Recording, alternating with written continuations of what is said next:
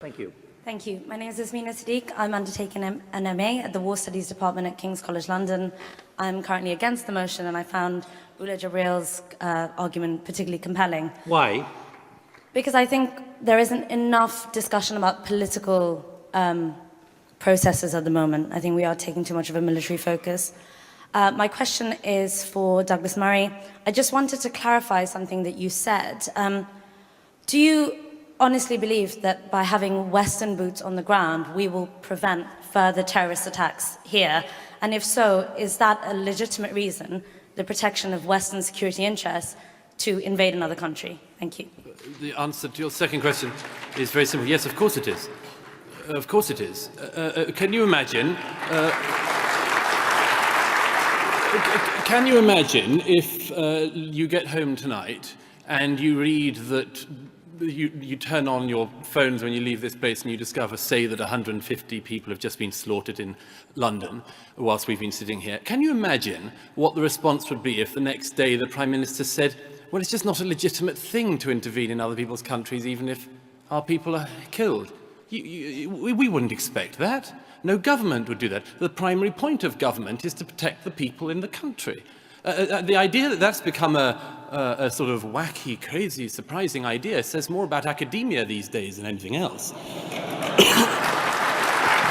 honestly, I'm sorry. And very quickly, there was one other very quick point.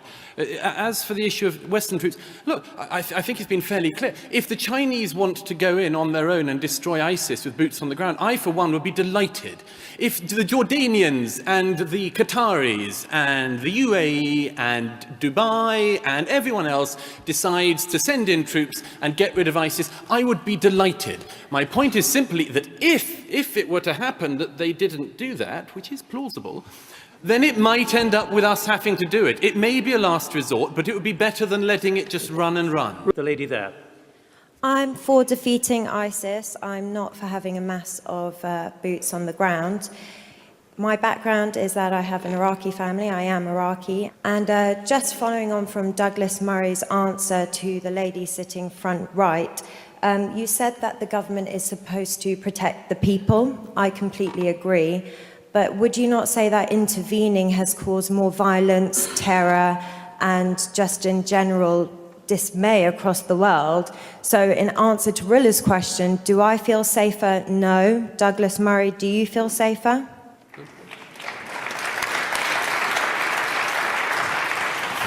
Do I feel safer? It's an unanswerable question. The world is a very complex place, has a huge number of factors, a whole range of things that are a problem. My best answer to you is this. The way you will feel safest is if you know you have a government and security services and police and army and others who have your safety at heart. And if they do, then they should be doing everything they can to make sure that the primary threat to people like you and me is destroyed.